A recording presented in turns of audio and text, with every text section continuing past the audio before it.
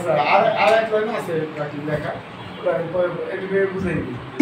দেখা হতে বেশি কি এই ইউনিয়ন ইন্টারসেকশন এটা A1 A2 A3 এটা বার হোল বার সমান সমান ইউনিয়ন করলেও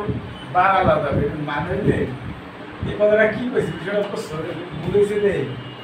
A1 intersection A2 intersection AN এরকম তো লাইন না এইটা সমান সমান হবে তো A1 bar union A2 bar union AN এটা তো প্রমাণ করতে হবে এইটাই তো A2 A1 intersection A2 intersection A3 এটাই তো দেখা যায় ইন্টারসেকশন I equal to 1 থেকে AI is the whole bar whole bar না এটা আর এখানে কিন্তু হোল বার না বার আলাদা আলাদা দেখছো এই জন্য ইউনিয়ন বাইরে বার আলাদা এই হলো বিষয়টা তাই বুঝতে পারছো না বুঝতে পারছো এবার প্রমাণ থেকে আরো ভালো বুঝতে এই যে আমরা এখন আমি প্রথমে দুই বের দিছি আগে আমরা অন্যান্য কিন্তু P1 সত্য দেখেন কিন্তু এর যদি P1 সত্য দেখেন যাবে না কারণ ইন্টারসেকশনে তো দুটো থাকবে একটা হবে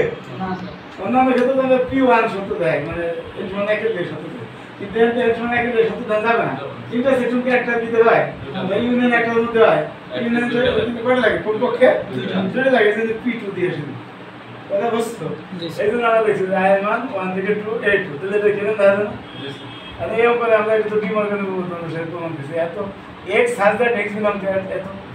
x যদি বারের মধ্যে থাকে তো বার দিলে থাকবে না does not belong to bar not বুঝছে আচ্ছা এই যদি এর মধ্যে না থাকে তাহলে x1 এর মধ্যে থাকবে না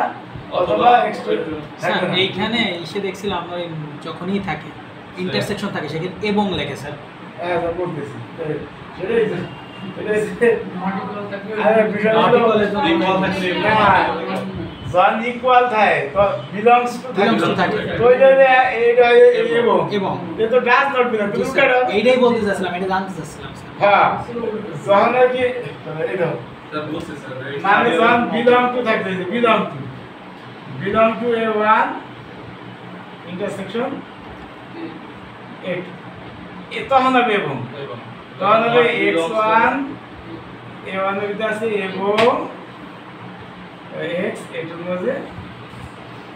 কত বছর এটা হচ্ছে বিলং টু থাকবে এবং যদি ডাজ নট বিলং টু হয় তাহলে এই রূপটা যাবে না জি স্যার তাহলে এই হবে অথবা আবার ইউনিয়ন থাকবে অথবা না ডাজ নট বিলং টু থাকবে এবং জি স্যার এটা জানতে চাচ্ছিলাম ঠিক আছে কথা ক্লিয়ার ডাজ নট থাকলে তাহলে উল্টোটা হবে বিলং টু থাকলে ইন্টারসেকশন এবং ইউনিয়ন অথবা আর ডাজ নট বিলং টু থাকলে ইন্টারসেকশন হবে অথবা ইউনিয়ন হবে এবং কথা ক্লিয়ার জি স্যার হ্যাঁ স্যার তাহলে এই কারণে হয়েছে এখানে অথবা বুঝছো এই যে does not belong does not না থাকলে এবং লেখা থাকে ইন্টারসেকশন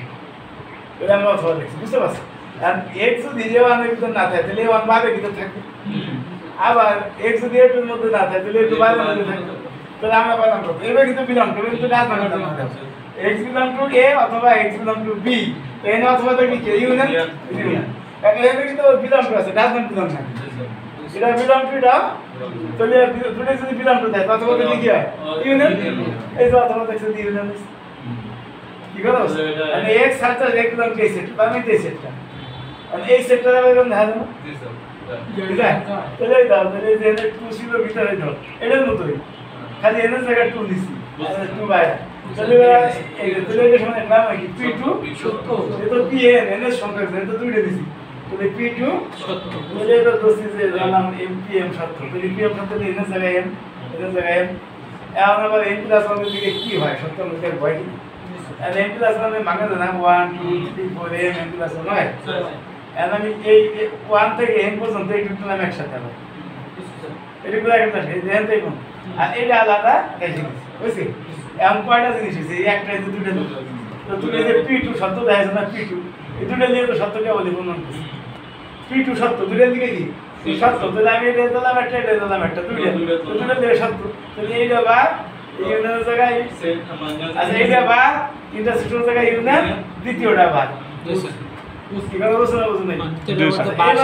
এটা ভাঙাই দিছি বা সরাই দিছি স্যার ও সরি এখন আমি বলছি কি এই দেখ এক নম্বর সমীকরণে কি বলা আছে এইটুকু এক হইছে তাহলে জি স্যার এক হইছে এইটুকু মান দিতে পারে এইটুকু তো এইবার নাকি বুঝো নাই এইটুকু এক হইছে না এইটুকু মানে এইটুকু না তাহলে ওইটুকু মানে এইটুকু বসাই দিলাম এই যে এক বেলা লিখে দিছি আচ্ছা এখন বসাই দেওয়ার পরে এইবার এটা আমরা ভাঙাই দিছি I1 1 থেকে M পর্যন্ত না তো যে ওয়ান ইউনিয়ন আছে না ইউনিয়ন যে 2 বার ইউনিয়ন যে 3 বার এই যে I1 1 2 3 পড়েছে 1 বসে দিয়ে এ 1 বার জি স্যার 2 বসে দিয়ে 2 বার 3 বসে দিয়ে 3 বার M পর্যন্ত যাবে এ M বার M বার বুঝছো আর এই যে পাশেরটা তো আছে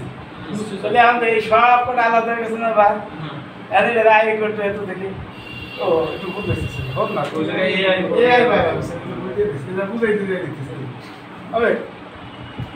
বুঝছো না জি স্যার আচ্ছা কই যাও আমরা m এর দিকে সত্য ধরে দেখলাম m+1 এর জন্য সত্য কি কথা বুঝছো তাই লিখি m+1 সত্য এখন দেখি যে শেষ করা এইগুলো ভালো করে